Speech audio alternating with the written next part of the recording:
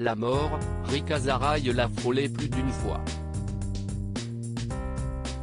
Mais si est-il dans la nuit de mardi 22 à mercredi 23 décembre que la chanteuse israélienne s'est éteinte à l'âge de 82 ans, après avoir traversé des périodes difficiles dont elle s'est toutefois toujours relevée. Preuve en est, son AVC dont elle a été victime en juin 2008, qui a laissé le côté gauche de son corps paralysé. Remise pour remonter sur scène quelques années plus tard, sa dernière apparition en public remonte même à février 2020. Mais si est-il surtout un terrible accident de voiture en 1969, qui a failli sonner sa dernière heure. Le 9 novembre 1969, Rick Azaray a en effet été victime d'un accident de la route qui l'a plongé dans le coma pendant 6 jours.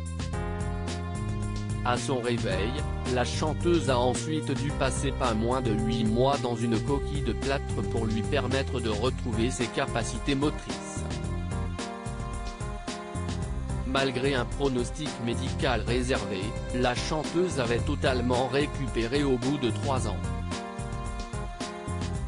Une période toutefois difficile pour elle sur le plan médical, mais qui a été prolifique côté carrière, puisqu'elle avait écrit durant sa convalescence son titre Bala Papa, qui connaîtra ensuite un grand succès. Un pied de nez joyeux face à la souffrance qu'elle vivait en privé.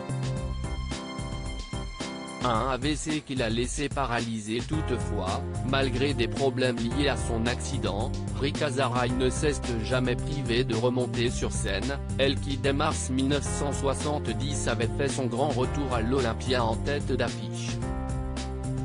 Une salle très symbolique pour elle, puisque si est ici même qu'elle s'est produite sur scène pour la première fois en 1961, alors qu'elle faisait les premières parties des concerts de Jacques Brel.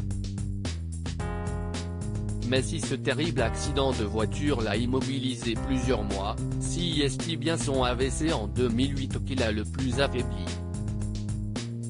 On se sent tellement impuissant face à un AVC, confiait la chanteuse quelques années plus tard, admettant n'avoir repris conscience que plusieurs jours après, à l'hôpital.